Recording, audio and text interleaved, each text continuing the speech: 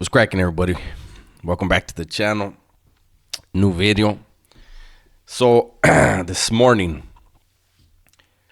I got a bunch of notifications. A few of them were telling me, hey, this guy's back on Soft White Underbelly. They wanted me to do a part 2. So I looked into it. This is a long one. This is 49 minutes. This is retired prison corrections officer Todd. Follow up. If those of you that saw the first one, you know, we had a little fun with it. Some of you, like I said, asked me to do a part 2. I'm picking a random spot here. I'm not going to do the whole 49 minutes. I may only do 5 minutes of it, 10 minutes of it, you know, with me, the breaks and me talking. That turns it into a longer video. But let's see what Todd has to say today. Hopefully it's a good one. We were into all kinds of different music. Cruz and Whittier, mostly Hispanics, same thing. Going to Mr. J's El Monte, going to Century Club. So going to all these different clubs that are diverse, walk in, didn't even care. If I'm the only white guy in a African-American club, I didn't care. I love the music, I love the culture, and I'm gonna have fun. Same thing being. And obviously he's a well-established basketball player. In his off time, you see he's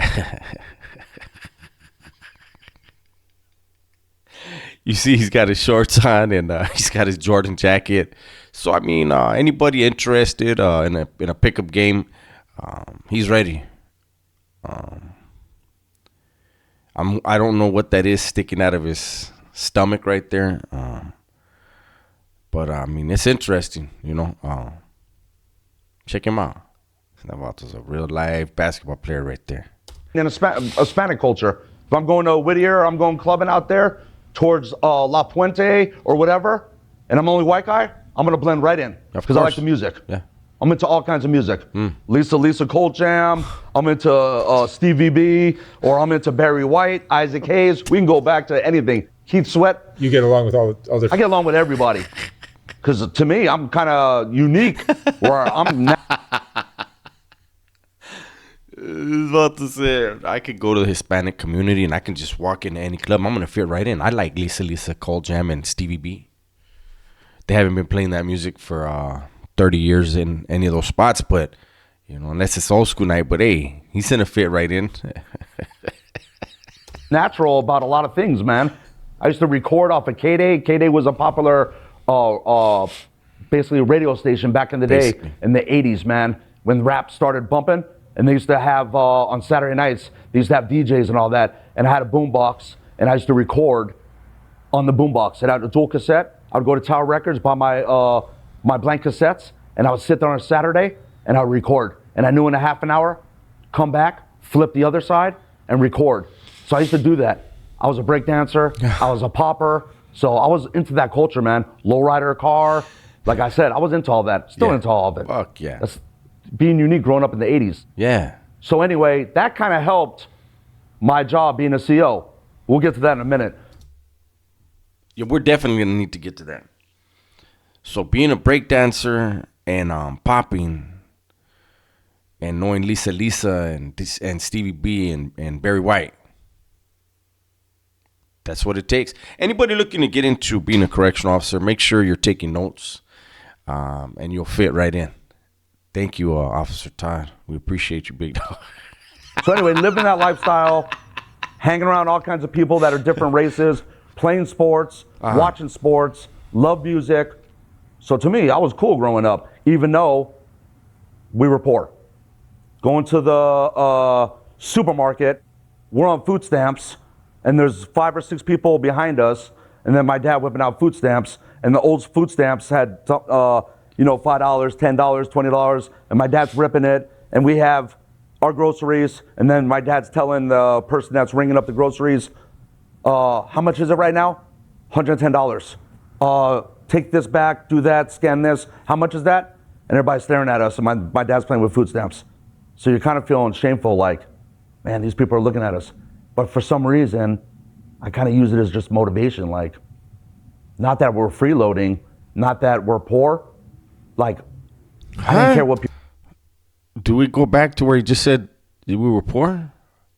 Or do we just stick with not that we're poor? people thought, man. What do you think it is that allowed you and your brother to be survivors and not fall into the traps that they... Having each other, probably luck. Got to be luck too, man. Just like you driving home from work or me driving home from work, not getting in a car accident, somebody not running through a red light. That's luck, man. Imagine, people are dying 10 seconds after we're leaving this place or that place, shooting, whatever. It's just luck and maybe knowing that there's going to be consequences, man, if you fuck up like that. If you have a record job-wise. What I don't the want to do that, man. fuck is this guy talking about? Yeah, man. I mean, it's just luck, man. You walk out of a building and 10 seconds later somebody else dies. There's consequences to it. Consequences to what? Walking through the building 10 seconds after your fat ass?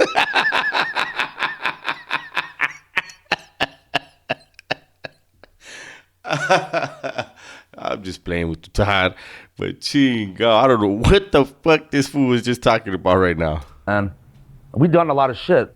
You're married? Yeah, I'm married. How long you been married? Over 20, been with her over 30. Wow.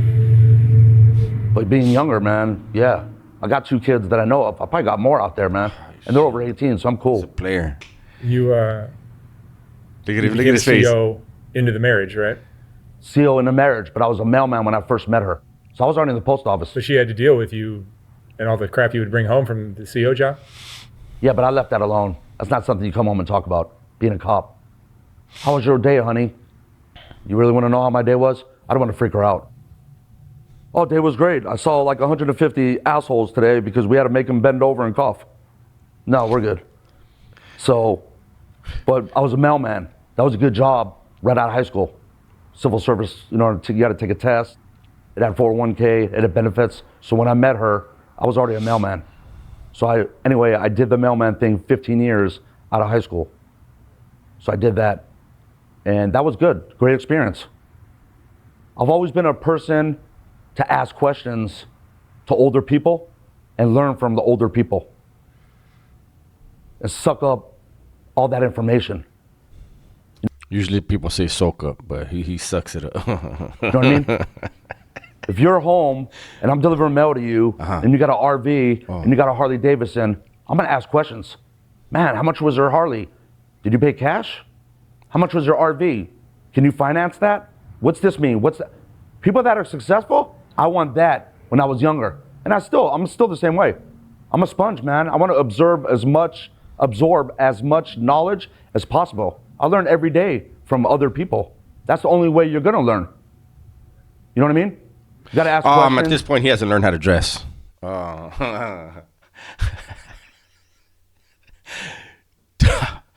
Todd is kind of intense, right? Todd is kind of intense. He does never mind. You gotta ask, do research. I don't think I know everything. Where the younger generation's a little different. You enjoyed your years as a CO? CO was cool doing it. I loved it at first, and then eventually the way the politics are, living in California, it's kind of like a revolving door where you can't make a difference. I want to make a difference. Wow. And to me, I think I made a difference because these guys are kind of similar backgrounds like me. So it's kind of like when I'm talking to these dudes, it's kind of like a friendship. You got to talk to these dudes. Some CEOs don't talk to them and interact. They don't have nothing to do with these dudes. They hate their guts, fucking fuck them, that kind of attitude. Me, I was different. I could sit there and talk to fucking 5 inmates for hours about life, about anything you want. And I'm cool with that. Because you gotta do that. Imagine going to work all day angry and you hate somebody. How the fuck do you get away with that all day and then come home and turn that off? You can't. So when I went to work, it was fun, man. Talking shit, they're talking shit, and we're having fun. Sometimes, of course, it goes down one-on-one or whatever. You're not gonna be friends with everybody. Just like you had when you were in junior high or high school, there's some people you didn't know. But right away, you didn't like them. They thought they were cool, too cool. They were trying to act hard, just like prison. You have some guys that you don't even like, and you don't even know them. They just come off the wrong way. Even your partners that you work with, you don't like them. Same shit. That's the hardest. Imagine working 8 hours with somebody that's totally different than you, and you got to work with somebody. That's even harder, man. So dealing with personalities on the job, that's the hardest, man. I'm running. Let's go. Just quick reminder.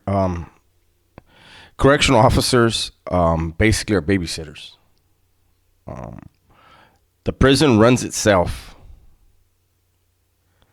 The guards really are there. I've said this before, to make sure that the doors open when they're supposed to open, close when they're supposed to close, and clean up after whatever goes down. That's really it. And they make great money doing that. This guy chose to be one of those that engages with people in conversation. Most don't. He's right. Most don't. They do their 8 and hit the gate. So, when I'm hearing, how bad it is, the job is, man,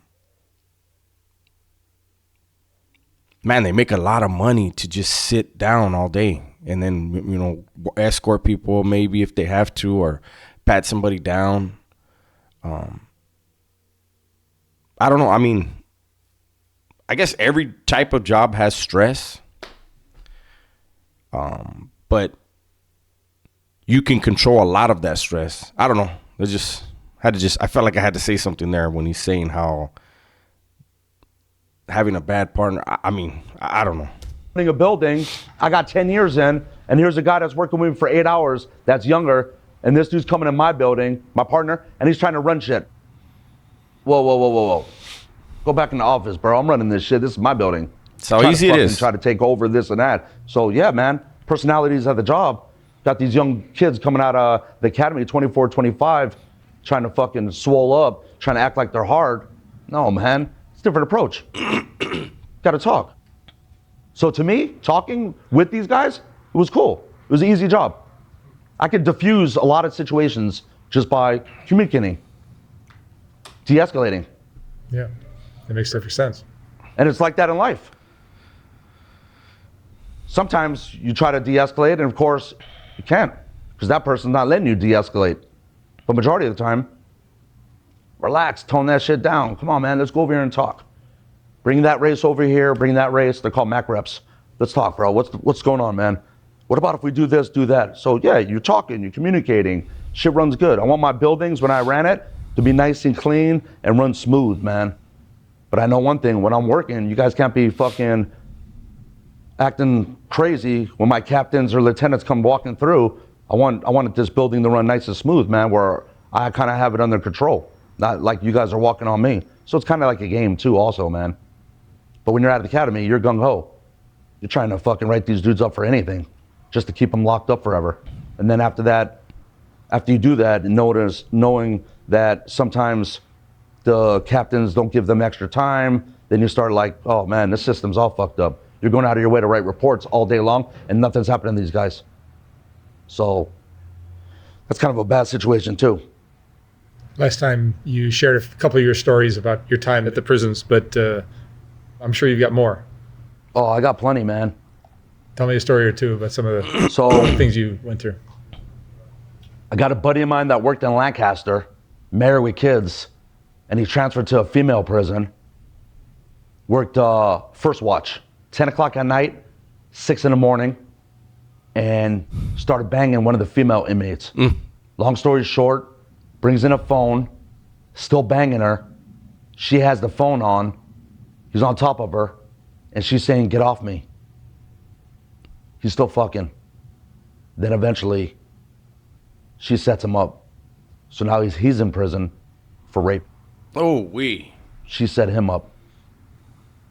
When an inmate does that kind of stuff to a guard, they're kind of like real popular, knowing that they broke down a guard and manipulated.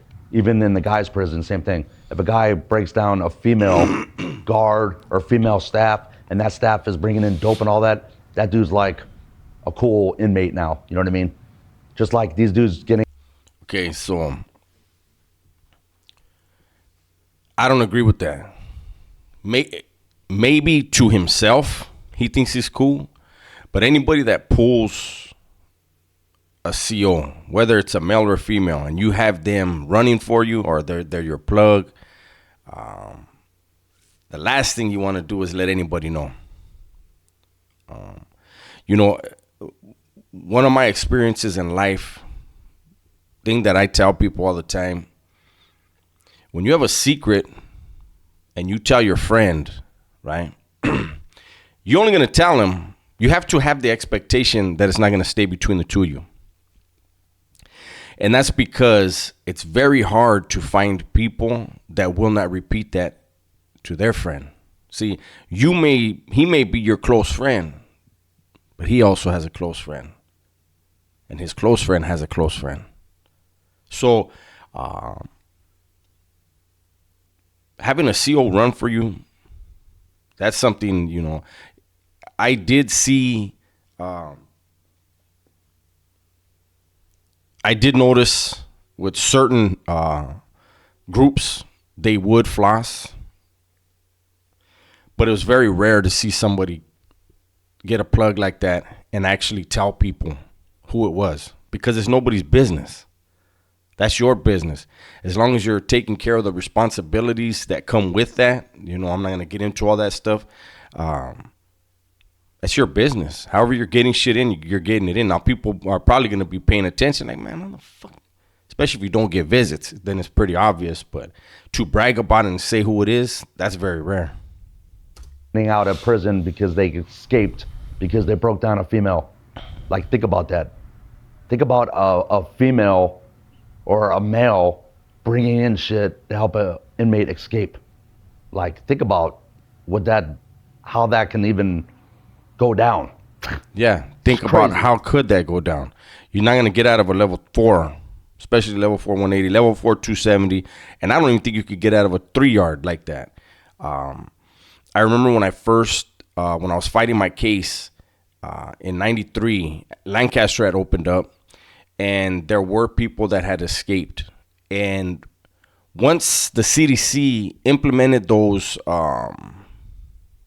lethal fences, that pretty much stopped all that. But I don't remember hearing of any other prison like that, not on a level 3 or 4, where people were able to just escape. Now you have walkaways from, you know, those level 1s, or I don't even know whatever's below a 1, because I think there's something I don't know what that is, but the ones that can work at like the outside of the walls and shit like that, or they have like camps, I don't know, but I've heard of walkaways from there, which didn't make sense to me, because I was like, damn, if they put you in a place like that, you were probably going home in a couple months. You could have just waited. But I don't see any of that happening or hearing about. I don't remember ever hearing about 3 or 4 an escape like that. Are all the prisoners that are in the prisons you worked in, would you say that pretty much all of them are up to some kind of hustle or some kind of something shady? Not all of them. There's some that are. I'm never gonna say all of them. I'm never gonna say every race. It all depends on how much time they're serving, depends on their age, depends if they want to get out or not. So it's not going to be all of them, but majority of them are trying to hustle to make their lives better in prison. Imagine if you're locked up in prison with no phone, and imagine getting a phone. How much life would be so much easier having a fucking phone. Like, think about that. Or drugs. Imagine being on drugs when you're doing time. Think about how many days and weeks go by when you're loaded. Think about what that does to your brain, knowing your hustle mentality, trying to break down people and do certain things. So I'm not going to never say all of them. Just like this. Is every inmate guilty? Is there innocent inmates in prison? Yeah. There's innocent people. I'm glad he said that. And you guys know I did a thing on whatever the fuck that guy, that criminologist or whatever the hell he was, that was on Hood Stocks, and he was saying the exact opposite. And you know, I've said that. I met vatos in prison that were innocent, And this CO is admitting, no, there's fucking innocent dudes in prison. So, man, good looking out, Todd. That are probably in prison right now. I would never say, no, man, they're 100% guilty. No, man. It's human life, human error. There's good and bad in every race. There's good and bad in every profession. So I'm not going to say everybody's guilty. But majority of them, you're guilty of doing something. If you really want to be clean in prison, you can go to school. You can get degrees in school. You can get certificates. And you can not live a good life, but you can prepare yourself when you get out to be successful. And I like the underdog role. So I would never say, I want all these motherfuckers to fail. No, man. Guys that get out and do good, bro, I'm down, man, because that would be my mentality. What's the word? Recidivism, right? Yep, that's it. 70% go back in. Just think about that. The ones that get out and don't go back in, bro, that's fucking good shit. There you go, Todd. See, Todd's winning me over right now. I'm rooting for Todd now. I'm hoping Todd puts up 30 after this interview when he goes to the park. I hope he puts up 30 in that game, gets 10 boards, 10 assists, triple-double. Big Todd's going to get a triple-double. But like we were talking the first episode, it's hard not to go back in because the environment they live in. The tools. Who is the darkest, craziest person you saw there in prison? What do you mean? I mean, just who's the most evil guy you ran across? This guy I was in an ambulance and we're taking him to the hospital and he was strapped down. He had a spit mask on. And this dude was fucking mentally crazy. And I'm back there with another partner. And then the EMTs are, fucking trying to talk to him and fucking write down notes. And I'm right next to this dude and he's looking at me and he's just fucking raging. And I'm thinking, if somehow, some way this dude gets out of those fucking restraints, I don't know, man. My little fucking pepper spray might not do nothing. So yeah, man, I was scared. Like, the mentally ill guys are the ones that are crazy as fuck, and you don't know.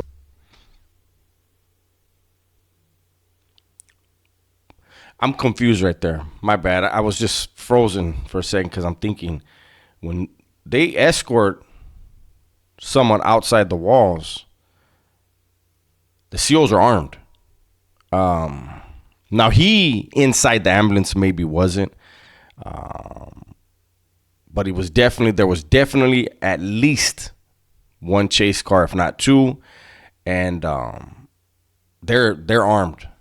So, but I get it, So these are the times when I see videos and I'm like, okay, there may be a little bit of embellishment to scare people, so I get it. But I just want to make sure people understand that if that dude would have got out of his restraints somehow, they would have stopped and them doors would have swung open. There would have been COs with guns in their hands, and it would have went however they wanted it to go. Know what you're dealing with. Other guys you can talk to and have a rapport, but you're talking about mental health wise, fuck, man. Talking about guys that are fucking weighing maybe $160, they got fucking strength for days. I've seen those kind of guys take on 5 or 6 guards, man. Pepper spray doesn't even affect these fuckers. They're like, what the fuck? So yeah, man. The two people in the world, on the planet, and there may be 3 now. I don't know. Tweakers might be in this category. I don't know. But we used to always say you cannot knock out a crackhead or a J-Cat. Once they're built different. Once they get into that zone where there ain't no coming back, crackheads and J-Cats are the hardest people to knock out. I'm thinking tweakers maybe on the same. I don't know though. Tweakers, like, motherfuckers get to tweaking and their hair and teeth fall out. They look like they're 1,000 years old within 6 months. So maybe they're easier to knock out. But crackheads and J-Cats, they are harder. I've seen J-Cats get. I told a story. I told a story one time when we had a we had to remove a Ron, the white J Cat, in our ad Sig yard in New Folsom, and he should have went to sleep, and he didn't.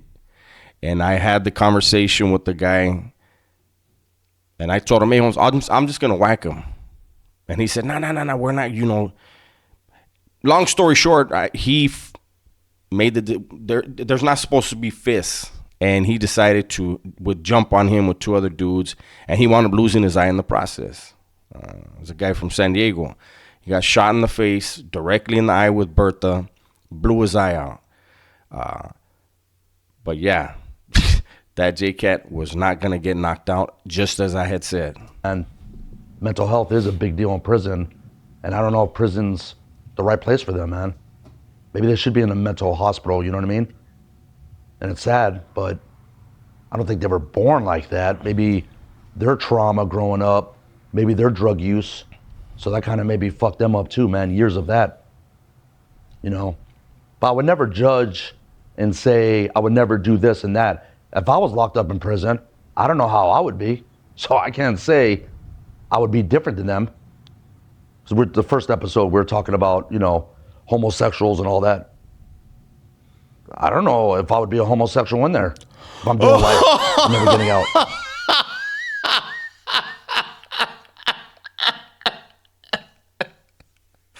What the fuck? Oh, hell nah. Let's rewind that, Holy shit.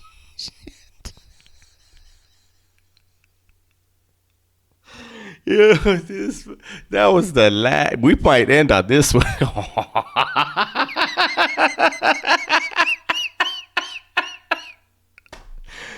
This motherfucker said that if he went to prison, he don't know if he would be a homosexual. Health-wise, fuck, man. Talking about guys that are fucking weighing maybe $160. I went back too they got far. fucking strength for days. Oh, I've seen those kind of guys take on 5 or 6 guards, man. Pepper spray doesn't even affect these fuckers. They're like, what the fuck? So yeah, man, mental health is a big deal in prison, and I don't know if prison's the right place for them, man. Maybe they should be in a mental hospital, you know what I mean? They should be. And it's sad. Hold on, I didn't hear that part because I was too busy fucking running my mouth. Before we get to the funny part, we had that conversation on the yards. So for the most part, what the state did is they stopped sending people to mental health institutions and threw them on the yard in prisons. And I'm going to tell you that when somebody is, and I apologize, anybody who has a loved one who is mentally unstable, this is just the reality of prison. And I can only tell you as far as like the Southerners, I don't know how anybody else did it, right? The raza from Southern California, if somebody came and they exhibited signs of being a J-Cat, they were considered a threat. There has been instances where Vatos lived with a J-Cat and were killed by the J-Cat because of a mental episode. You cannot predict when it'll happen. But when they show signs of mental deterioration, they are now a threat, physical threat, and they get whacked. They do. And it's unfortunate because they don't have control of whatever it is that's going on in their mind. And prison isn't the place for whatever car you're running with. It's not their responsibility to diagnose you or medicate you. They can't. They won't. They will remove you. They will whack you. They will get you off the yard so that you do not pose a threat. So I agree 1,000%. People with righteous mental health issues should not be housed within the California Department of Corrections. Now let's get back to this crazy shit. But I don't think they were born like that. Maybe their trauma growing up, maybe their drug use, so that kind of maybe fucked them up too, man, years of that, But I would never judge and say I would never do this and that. If I was locked up in prison, I don't know how I would be, so I can't say I would be different than them. So the first episode, we were talking about, homosexuals and all that. I don't know if I would be a homosexual in there if I'm doing life and never getting out. I might be the fucking biggest booty bandit in there. I might take everybody's ass. I don't give a fuck. Nobody's gonna know. So, what the fuck? Salute to R. Kelly, because R. Kelly's in prison right now, and I know he's tearing shit up right now, knowing the shit that he's into. Whoa. This goes back to where was he a CO at?